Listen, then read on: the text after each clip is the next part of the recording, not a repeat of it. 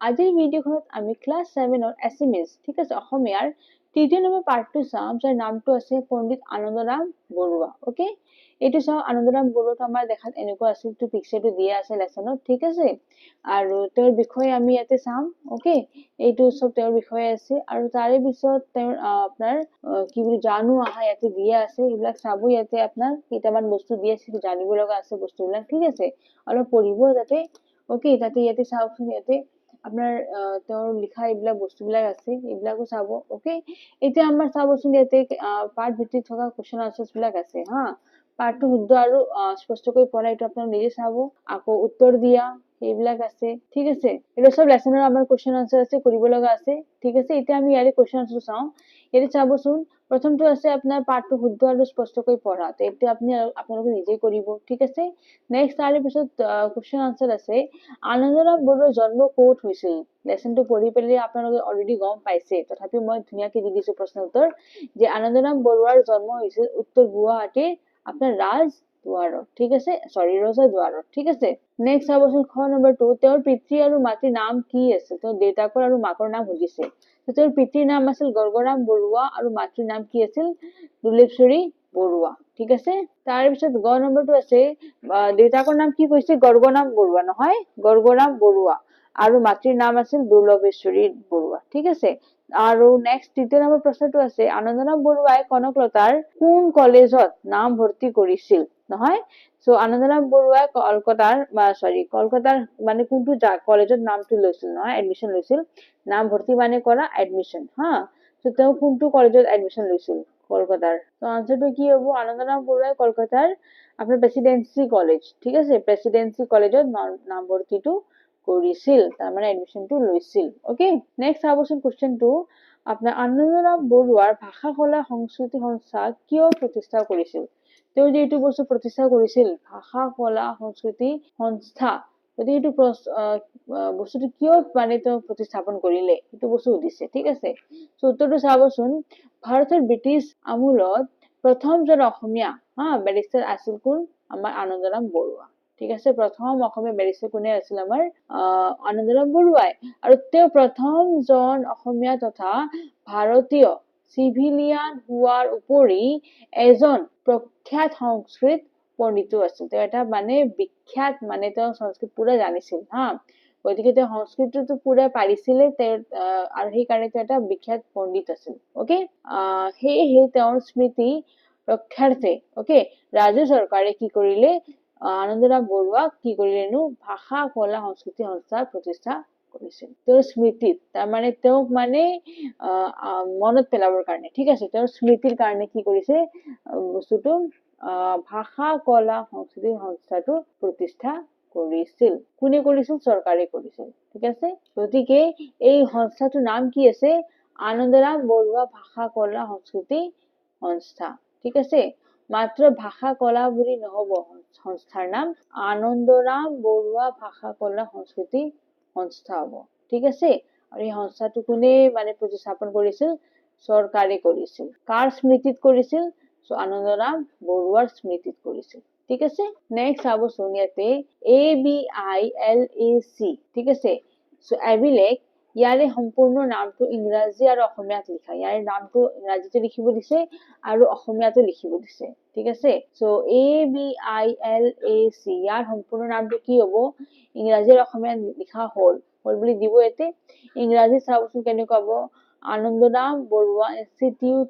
Of language art and culture নহয় language art and culture Assam মানে Asom okay আৰু অসমীয়াত কেনেকুৱা হ'ব আনন্দৰাম বৰুৱা ভাষা কলা সংস্কৃতি সংস্থা ঠিক আছে এইটো হ'ল তেওঁৰ সংস্থাৰ নাম ওকে নেক্সট চাবচোন তলত দিয়া চতুৰ্থ প্ৰশ্নটো আছে পুথিসমূহৰ পৰা আনন্দৰাম বৰুৱাই ৰচনা কৰা পুথিসমূহ বাছি উলিয়াব লিখিব দিছে তাৰ মানে ইয়াতে কেইটামান দিয়া আছে ঠিক আছে ইয়াৰে পৰা আনন্দৰাম বৰুৱাই কোনকেইটা লিখিছে সেইটো বস্তু বাছি কৰি লিখিব দিছে সো ডাইৰেক্টলি মই উত্তৰটো দিওঁ প্ৰাচীন পুথিসমূহৰ পৰা আনন্দৰাম বৰুৱাই ৰচনা কৰা পুথিসমূহ তলত উল্লেখ কৰা হ'ল তাৰ মানে যোনটো আনন্দৰাম বৰুৱাই লিখিছিল সেইকেইটা পুথি হ'ল প্ৰাচীন ভাৰতৰ ভূগোল ঠিক আছে তাৰ মানে ভাৰতৰ ভূগোলটো দিছে, তেওঁ লিখিছে।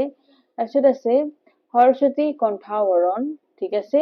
তাৰপিছত আছে আপোনাৰ ভৱভূতিৰ মহাবীৰ চৰিত, ঠিক আছে। আৰু তাৰে পিছত আছে সংস্কৃত ভাষাৰ আপোনাৰ বৃহৎ ব্যাকৰণ, অসমীয়াত যে ব্যাকৰণটো আছে সংস্কৃত কোনে লিখিছে? আনন্দৰাম বৰুৱাই, ঠিক আছে। উচ্চ সংস্কৃত ব্যাকৰণ, তাৰপিছত সংস্কৃত বিখ্যাতি সহস্ৰ, ঠিক আছে। এই গোটেইখিনি কোনে লিখিছে? আপোনাৰ আনন্দৰাম বৰুৱাই লিখিছে, ঠিক আছে। নেক্সট 5 নম্বৰ প্ৰশ্নটো চাব। আনন্দৰাম বৰুৱাই ITS পৰীক্ষাত উত্তীৰ্ণ হোৱাৰ পাছত বিলাতত, ঠিক আছে, হোৱা আপোনাৰ বয়সৰ বিতৰ্কত, এইটো মিষ্টাৰ হ'ব, ঠিক আছে। মি বুলি যে দিছে মিষ্টাৰ, আপোনাৰ গ্ৰেণ্ড ডাফে দিয়া মন্তব্যটো নিজৰ ভাষাত লিখা। এতিয়া গ্ৰেণ্ড ডাফেটোৰ বিষয়ে কি কৈছিল সেইটো বস্তু মন্তব্যটো আমাৰ ভাষাত লিখিব দিছে, ওকে। ইয়াৰ উত্তৰটো চাম এতিয়া। আনন্দৰাম বৰুৱাই ITS পৰীক্ষাত উত্তীৰ্ণ হোৱাৰ পাছত, তেওঁ যেতিয়া এই ITS পৰীক্ষাটো দিছিল, তাতে উত্তীৰ্ণ মানে কি? পাছো কৰিছে, ঠিক আছে। সো পাছ কৰাৰ পিছত কি হৈছিল? বিলাতত হোৱা আপোনাৰ বয়সৰ বিতৰ্কত মিষ্টাৰ গ্ৰেণ্ড ডাফে এই বুলি মন্তব্য আগবঢ়াইছিল যে তেওঁলোকে ITS পৰীক্ষাৰ নিয়মাৱলী নিৰ্ধাৰণ কৰোঁতে এই পৰীক্ষাৰ নিয়মাৱলীৰ ভিতৰুৱা উদ্দেশ্য লৈহে মন দিছে। তাৰমানে উদ্দেশ্যটো তেওঁৰ কি আছিল? সেই পৰীক্ষাৰ নিয়মটোৰ ভিতৰত যে উদ্দেশ্যটো আছে সেইটো কি আছে সেইটোক মন কৰিব দিছে, ওকে। কিন্তু যিগৰাকী ছাত্ৰই সুদূৰ ব্ৰহ্মপুত্ৰ উপত্যকাৰ পৰা আহি ইমানবোৰ প্ৰতিযোগীৰ মাজতো সুখ্যাতিৰে সেই পৰীক্ষাত উত্তীৰ্ণ হ'ব পাৰিছে, সেই ছাত্ৰগৰাকীৰ ইচ্ছা বা আকাংক্ষাৰ, ঠিক আছে, আকাংক্ষাৰ বাটত তেওঁলোকে একো বাধা সৃষ্টি কৰিব নিবিচাৰে। তাৰমানে এই পৰীক্ষাটো ইমানেই টান আছিল আৰু আমাৰ আনন্দৰাম বৰুৱাই যে এইটো বস্তু পৰীক্ষাটো উত্তীৰ্ণ হৈছিল, পাছ কৰিব পাৰিছে, সিহঁতে মানে বহুত ভাল পাইছে আৰু একো বাধা সৃষ্টি কৰিব খোজা নাই সিহঁতে, ব্ৰিটিছ বিলাকে, বুজি পাইছেনে? সেই হৈছে সিহঁতৰ মন্তব্য, ওকে। নেক্সট চাবচোন 6 নম্বৰ কুৱেশ্যনটো। আনন্দৰাম বৰুৱাৰ কৰ্ম জীৱনৰ বিষয়ে কেইশাৰীমান বাক্য লিখা। নিজৰ ভাষাত লিখিব দিছো। আনন্দৰাম বৰুৱাৰ কৰ্ম জীৱনৰ বিষয়ে কেইশাৰীমান বাক্য লিখা হ'ল। এতিয়া কেইটামান বাক্য দিয়া আছে, সেইটো মই আপোনাক দি দিছো ইয়াতে লিখি পেলাই, ঠিক আছে। এতিয়া চাব, ITS পৰীক্ষাত তাৰমানে তেওঁৰ কৰ্মজীৱন মানে তেওঁৰ জীৱনত যি কাম কৰিলে তাৰে বিষয়ে লিখিব দিছে, ঠিক আছে। আনন্দৰাম বৰুৱা কোন হয়, মানে ক'ত জন্ম পাইছে, মা দেউতা কোন, সেইবিলাক সোধা নাই, মাত্ৰ তেওঁৰ কৰ্ম জীৱনৰ বিষয়ে সুধিছে, মানে তেওঁৰ জীৱনত কি কাম কৰিলে, ওকে। গতিকে মাত্ৰ কামটোহে আমি একটু আনচাৰত চাম, সো ITS পৰীক্ষাত উত্তীৰ্ণ হৈ স্বদেশলৈ উভতি আহি আনন্দৰাম বৰুৱাই শিৱসাগৰ জিলাত, ঠিক আছে, শিৱসাগৰ সহকাৰী মেজিষ্ট্ৰেট হিচাপে কামত যোগদান কৰে, ঠিক আছে। তেওঁ কি কৰিলে?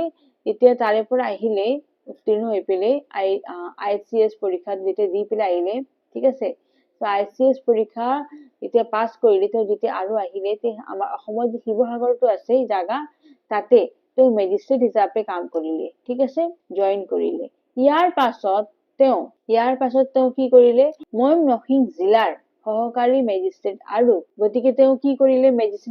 সহকাৰী মেজিষ্ট্ৰেট হিচাপে থাকিলে, আৰু তাৰ পিছত কালেক্টৰ নিযুক্তি পায়, তাৰমানে তাৰপিছত তেওঁ কালেক্টৰ হ'ল, ওকে। আকৌ তাৰপিছত 1884 চনত তেওঁৰ কি হ'ল? নোয়াখালী জিলাৰ মেজিষ্ট্ৰেট হিচাপে নিযুক্ত হয়। আকৌ তেওঁ ক'ত হ'ল? নোয়াখালী জাগাটো, ঠিক আছে, তাৰে জিলাৰ কি হ'ল? মেজিষ্ট্ৰেট হ'ল, ঠিক আছে, তাতে তেওঁ নিযুক্তি পালে। তাৰ পিছত নোয়াখালীত থাকোঁতে তেওঁ স্ত্ৰী শিক্ষাৰ, ঠিক আছে, স্ত্ৰী বিষয়ে যে শিক্ষাটো আছে তাৰে প্ৰচাৰৰ বাবে এখন বালিকা বিদ্যালয় স্থাপন কৰিলে। তাৰমানে আপোনাৰ তেওঁ যেতিয়া আছিল নোয়াখালীত, তেতিয়া তেওঁ স্ত্ৰী শিক্ষাৰ কাৰণে, তাৰমানে স্ত্ৰী বিলাকে যাতে পঢ়িব পাৰিব সেইটোৰ কাৰণে এটা বালিকা বিদ্যালয় মানে য'ত ছাত্ৰী বিলাকে আহিব পাৰে, পঢ়িব পাৰে, সেনেকুৱাকে এটা বিদ্যালয়টো স্থাপন কৰিলে, ঠিক আছে। বংগদেশৰ আঞ্চলিক ভাষাৰ বৈষম্য আঁতৰ কৰিবলৈ বংগদেশৰ ভাষাবিদসকলে মান্য ভাষাত এখন অভিধানৰ প্ৰয়োজনীয়তা অনুভৱ কৰি এই কামৰ দায়িত্ব আনন্দৰাম বৰুৱাক অৰ্পণ কৰিছিল, যদিও তেওঁ তাক সম্পূৰ্ণ কৰিব নোৱাৰিলে। তাৰমানে সেইটো বস্তু তেওঁক দিয়া গ'ল আনন্দৰাম বৰুৱাক, কিন্তু তেওঁ বস্তুটো সম্পূৰ্ণ কৰিব পৰা নাই, ঠিক আছে।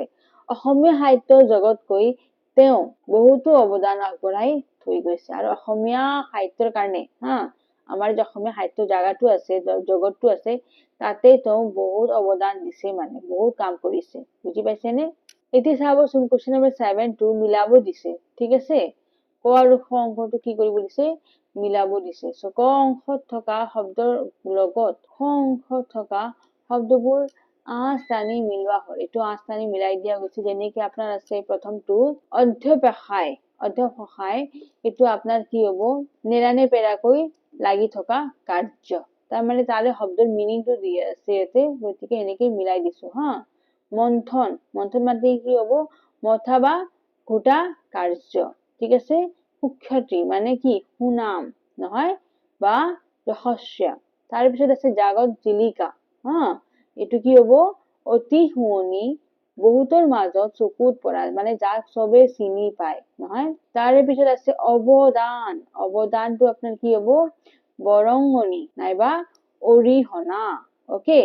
তাৰ পিছত আছে সংকল্প, সংকল্পটো কি হব, কোনো কাম কৰিবলৈ দৃঢ় ইচ্ছা, যদি কিবা এটা ভাবি লৈছে যে মই এইটো কৰিম কামটো, সেই হৈছে আপোনাৰ সংকল্প। তাৰ পিছত আছে আপোনাৰ অপ্ৰত্যাশিত, তাৰমানে এইটো মানে কি হব, আশা নকৰা, মানে তাৰে কাৰণে একো আশা নাই আৰু।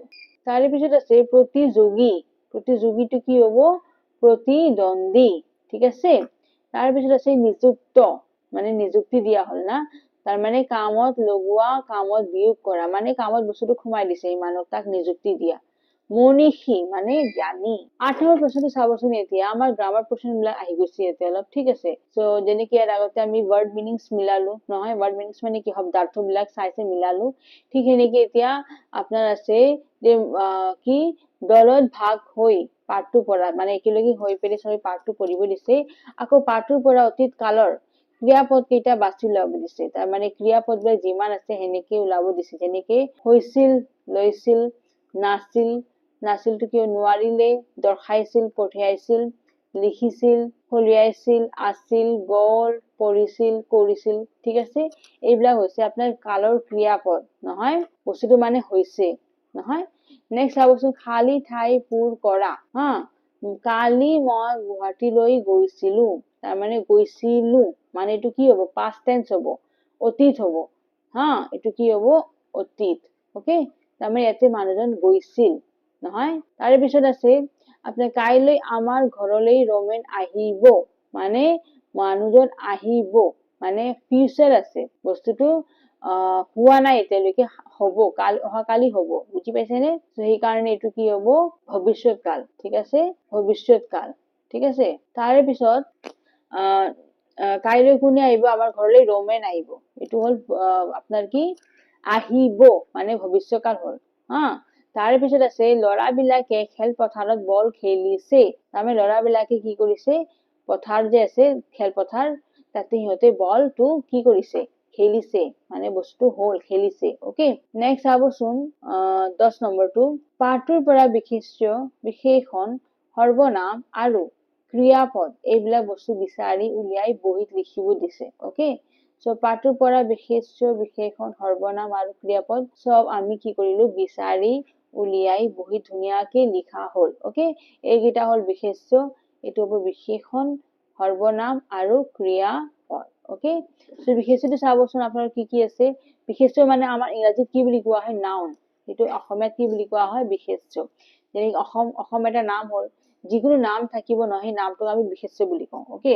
যেনেকে অসম, যুৱক, ভাৰতীয়, নহয়, প্ৰশাসনিক সেৱা, পৰীক্ষা, বয়স, বিলাত, পাৰ্মানেন্ট, ব্ৰিটিছ, সদস্য, মিষ্টাৰ গ্ৰেণ্ড ড্ৰাফট, নহয়, ICS পৰীক্ষা, কাণ, ছাত্ৰ, ব্ৰহ্মপুত্ৰ উপত্যকা, প্ৰতিযোগী, বাট, মেধাৱী, আনন্দৰাম বৰুৱা, এইবিলাক চব কি হৈছে, লাইচেন্সৰ পৰা বাছি ওলাইছো মই কেইটামান বিশেষ্য, ঠিক আছে, কেইটামান কি, নাউন, অকে।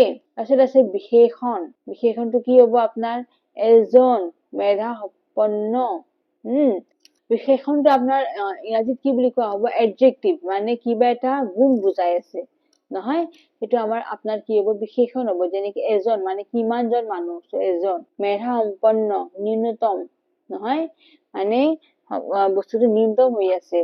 তুমুল, সন্মানীয়, এগৰাকী, নহয় ভিতৰুৱা, সুদূৰ, একো, সপ্তম কঠোৰ, দৃঢ়, নহয় কঠিন, তৃতীয়, এই বছৰবিলাকো তাতে সোমাই যাব। পণ্ডিত, গতিকে এইবিলাক হৈছে কি, বিশেষণ। অকে, এতিয়া নেক্সট সৰ্বনাম চাব। সৰ্বনামটো আপোনাৰ ইংৰাজীত কি বুলি কোৱা হয়, প্ৰনাউন।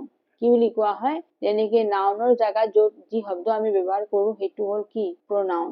অকে, নাউনৰ জাগাত মানে বিশেষ্যৰ জাগাত যদি কিবা এটা শব্দ ব্যৱহাৰ কৰিম তাকে আমি কি বুলি ক'ম, সৰ্বনাম। যেনেকে তেখেত, এই, তেতিয়া, আমি, এইদৰে, সেই, এইবিলাক হ'ল কি, সৰ্বনাম। ক্ৰিয়াপদটো চাবচোন, হৈছিল, থমকি, ৰব, হব, নাছিল, দৰ্শাইছিল, হওঁতে, দিছো, আহি, পৰিছে, নকৰো, কঢ়িয়াইছিল, কৰে, পাই, পঠিয়াইছিল ইত্যাদি। এইবিলাক হৈছে কি আপোনাৰ ক্ৰিয়াপদ।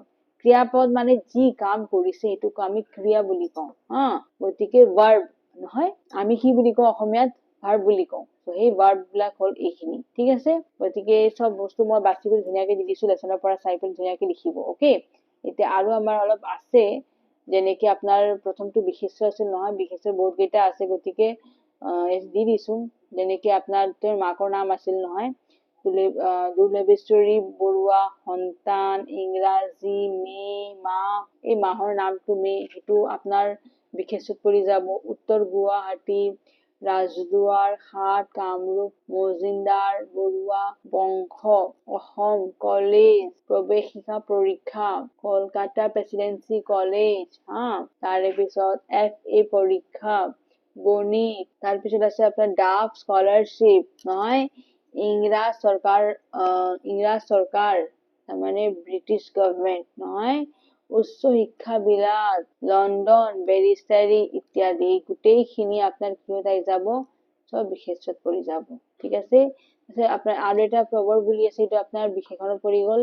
আৰু ইত্যাদি মানে তাৰে আগৰ যে আছিল নহয়, তাৰে লগত ইত্যাদি দি দিছে, মানে আৰু কেইটামান আছে। অকে, এতিয়া নেক্সট চাবচোন 11 নম্বৰ কুৱেশ্যনটো আপোনাৰ চেষ্টাৰ অসাধ্য একো নাই, কথাষাৰ বহলাই লিখা। বস্তু বহল কৰি লিখিব দিছে নহয়, চেষ্টাৰ অসাধ্য একো নাই। অকে, চেষ্টা কৰিলে আমি সকলো কাম অতি সহজতে কৰিব পাৰো। সেই বস্তুটো বুজাব খুজিছে যে চেষ্টাৰ অসাধ্য একো নাই। তাৰমানে যদি চেষ্টা কৰে আপুনি যিকোনো কাম কৰিব পাৰিব easily. Okay, you can do each and everything, you can do anything যদি আপুনি বাৰে বাৰে চেষ্টা কৰি থাকে, if you try more and more. Okay, so' ইয়াৰে বস্তু বহলাই লিখিব দিছে। গতিকে চাওঁ অলপ, কোনো এটা কাম যিমানেই কঠিন নহওক, মানে যিমানেই কঠিন থাকক কিয় আমি তাক গুৰুত্ব সহকাৰে কৰিব লাগে। মানে কিয় আমি তাক মানে একচুৱেলি যিমানেই কঠিন বস্তু থাকক আমি কি কৰো, কঠিন হলে ভাবো এই পিছত কৰিম বা নকৰো, তাক দি দিও। নহয়, যদি কঠিন আছে তথাপিও আপুনি কৰিব লাগিব, you have to do this, okay, তেতিয়াহে আপুনি এদিন কি হ'ব, সফল হ'ব। অকে, যেতিয়া আমি মনোযোগেৰে বা গুৰুত্ব সহকাৰে কাম এটা কৰিবলৈ চেষ্টা কৰিম তেতিয়া সেই কামটো আমাৰ বাবে সহজ হৈ পৰিব। যদি আপুনি বহুত ধুনীয়াকে গুৰুত্ব দি কাম এটা কৰে সেইটো বস্তু আপোনাৰ কাৰণে সহজ হৈ যাব। অকে, অৰ্থাৎ ই আমাৰ সাধ্যৰ ভিতৰত থাকিব, তাৰমানে এতিয়া মই এইটো বস্তু আৰামছে কৰিব পাৰো, সেনেকুৱা টাইপ হৈ যাব। বুজি পাইছে না? গতিকে কাম এটা যিমানে টান নহওক, কিয় মনোযোগেৰে বা গুৰুত্ব সহকাৰে আমি যেতিয়া তাক কৰিবলৈ যাম তাত আমি সফল হমেই। বুজি পাইছে না? যিমানে টান হওক কামটো, যদি আপনি গুৰুত্ব দিয়ে তেনেহলে আপনি সফল হবই। বুজি পাইছে না? গতিকে কব পাৰি যে চেষ্টা অসাধ্য একো নাই।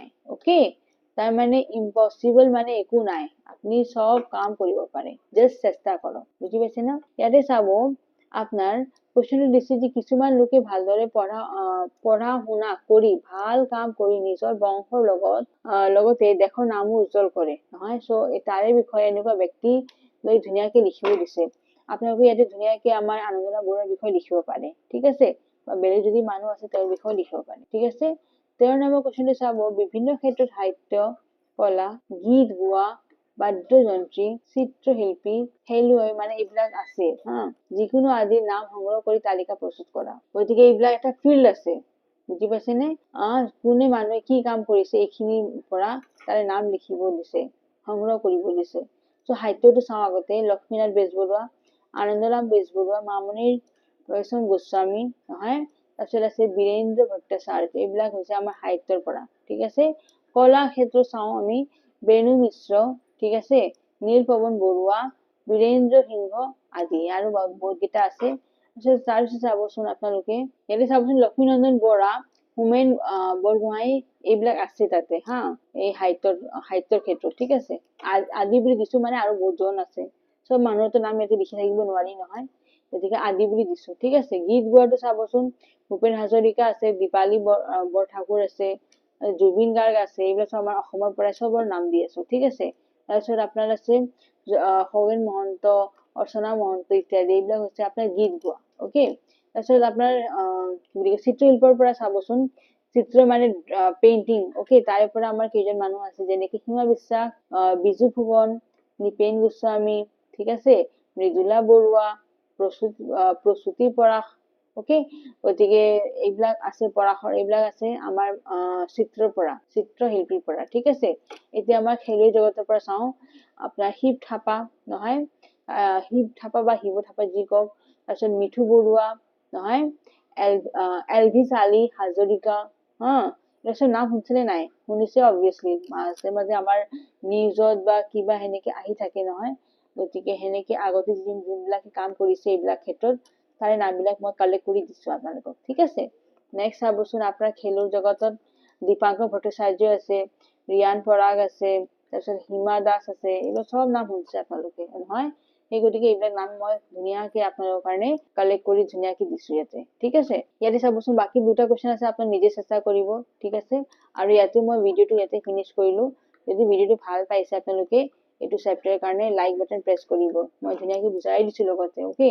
আৰু যদি সাবস্ক্ৰাইব কৰা নাই মোৰ এক্সাম পিটি চেনেলটো, সাবস্ক্ৰাইব কৰিব, ঠিক আছে না? সাবস্ক্ৰাইব কৰিব, যিমান পাৰে শ্বেয়াৰ কৰিব ফ্ৰেণ্ডছ কেইটাক, যাতে সিহঁতেও মোৰ এক্সাম পিটি চেনেলটো চাব পাৰিব, আৰু সিহঁতকো ক'ব সাবস্ক্ৰাইব কৰিবৰ কাৰণে, ঠিক আছে? থেংক ইউ ফৰ ৱাচিং। জয় হিন্দ।